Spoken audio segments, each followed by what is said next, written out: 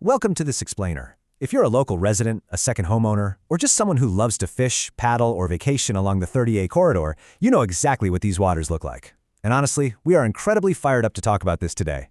Because here's the thing you might not realize. These lakes are the quiet stakes underneath literally almost every single development decision made in our area. Today we're unpacking why these lakes matter so much, what's threatening them, and what our community can actually do to save them. So, jumping right in, the fundamental question we absolutely have to ask is, what is actually flowing into our dune lakes? It's a huge question, because think about it, almost every fight you hear about on 30A, whether it's arguments over parking, traffic, new hotels, or neighborhood buildouts, well, it eventually runs right back to this one shared, nonpartisan question. It's the clearest public interest issue for our whole corridor. Water quality affects everyone, right? It totally doesn't matter what side of the aisle you're on, or whether you've been here 5 weeks or 50 years. Okay, so what exactly are we trying to protect here? A dune lake is a shallow, brackish body of water separated from the Gulf of Mexico by just a narrow strip of sand dunes. And here is the absolute kicker.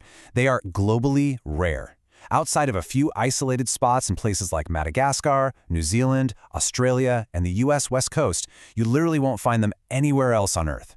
The largest concentration of these lakes in all of North America runs right through our 8 local communities. It's wild. Now, the rhythmic heartbeat of these lakes is something called the outfall. This is a completely natural process where the dune lake's water levels rise from rain and it briefly punches right through the sand, creating a temporary river that connects the lake directly with the sea. It's such an incredible thing to watch. That back and forth connection, mixing fresh water from the land and salt water from the Gulf, is exactly what makes the ecosystem biologically unique. But, as you can probably guess, because it's so dynamic, it's also incredibly fragile. If we walk the water geographically across the entire corridor, from east to west, you really start to see how this connects us all. Over in Districts 1 and 4 near Inlet Beach, you've got Lake Powell. Moving west into District 5 in Seagrove, there's Eastern Lake. Then over in District 6 around Grayton and Blue Mountain, you'll find Western and Big Redfish lakes. Finally, out west in District 7, there are 3 stunning preserve lakes tucked safely inside Topsail Hill. So protecting these lakes isn't just a localized single neighborhood issue. It touches every single district we have. A recent 2026 tourism piece focusing on Big Redfish Lake hit the nail on the head, noting there are only about 200 of these lakes in the entire world, and most of them are located right here in our backyard. They are the absolute core of our local identity. Paddleboarding on these lakes, fishing near the outfalls, watching the sunset reflect off the water, this is the whole shebang. It's what makes 30A 30A. If we lose the health of these lakes, we lose the very essence of why we all love this area. To truly understand the threats facing them, though, we first need to define a watershed. A watershed is simply an area of land that channels all rainfall to a single, common body of water. And here is the harsh reality of gravity. Our dune lakes are downhill from everything. That means every single drop of rain that hits a new roof, a newly paved driveway, or an expanded highway is eventually flowing downhill into that shared basin. All development, anywhere in that zone, directly impacts the water below. Which brings us to the 2 main mechanical threats consistently identified by county environmental documents. First up, we have stormwater runoff pouring off all those new roofs, roads, and driveways. Second, we have nutrient leaks seeping from aging on-site septic systems deep into the groundwater. When you combine those 2 forces, they degrade the water quality and act like absolute rocket fuel for algae blooms in our delicate lakes. It's a really tough combination. Let's break down exactly why that runoff is increasing so fast. It all comes down to pervious surfaces. That's ground that can naturally absorb water, acting kind of like a giant sponge. Think of a natural forest floor or an empty sandy lot.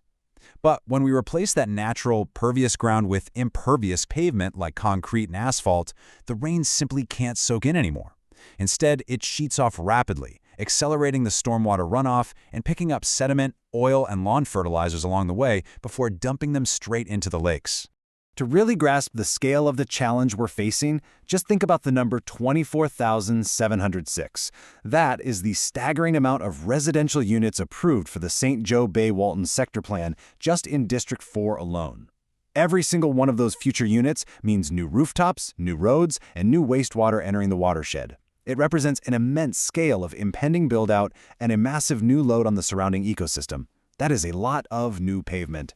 Given that, it's really no wonder we see comments on community forums saying development has run rampant without proper infrastructure. People are anxious. And you know what? It's completely understandable. It validates a very real, objective concern that our growth is simply outrunning our roads and our drainage systems. Now, we want to be super clear. This isn't about attacking developers or county officials. It's just looking fairly at the math and realizing the infrastructure hasn't kept pace with the pavement. Now, a quick but critical reality check on how we approach this. While we are looking at the broad structural threats today, exact load calculations and site-specific hydrology designs always require a licensed professional engineer's review. We aren't making specific engineering claims or calling out individual site plans here. We're just outlining the well-documented big-picture mechanical pressures facing the entire corridor's watershed. We want to be totally fair to everyone involved. So, what are the actual rules governing all this growth? Currently, we have the Coastal Dune Lake Protection Zone, or CDLPZ, which applies to land within 300 feet of a lake, requiring 60% pervious surface and a 50-foot buffer. But the proposed plan for Walton 2040 aims for much stricter regulations to match our current pace of growth. That includes a 100-foot setback, strict footprint limits, and an outright ban on new septic systems. Let's define one of those key Walton 2040 proposals, the setback. In plain English, a setback is just a required minimum distance between a building or development and a protected area, like the shoreline. The new plan proposes doubling that distance to a 100-foot shoreline setback. The logic here is simple but incredibly powerful. If you increase the physical vegetated buffer around the water, you give the earth more time and space to naturally filter out pollutants before they ever reach the lake.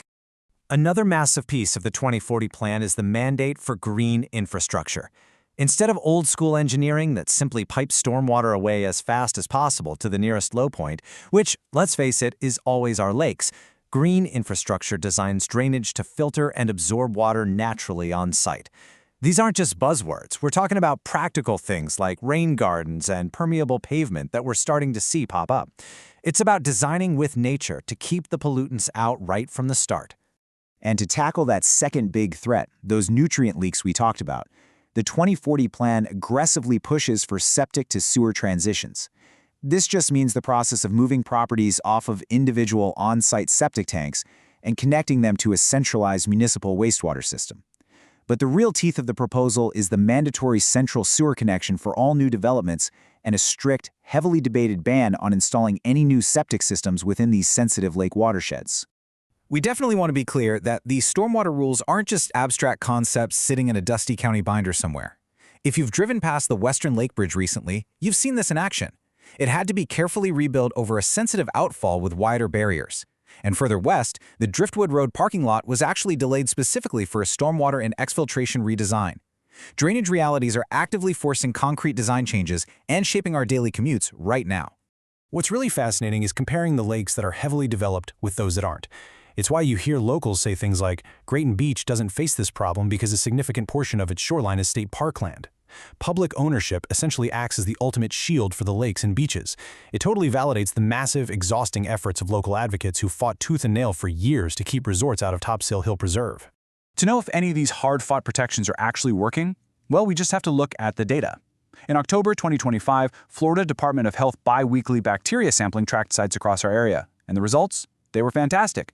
Monitoring spots across Blue Mountain Beach, Grayton Beach, and Topsail Hill all registered optimal low levels, scoring a solid good rating.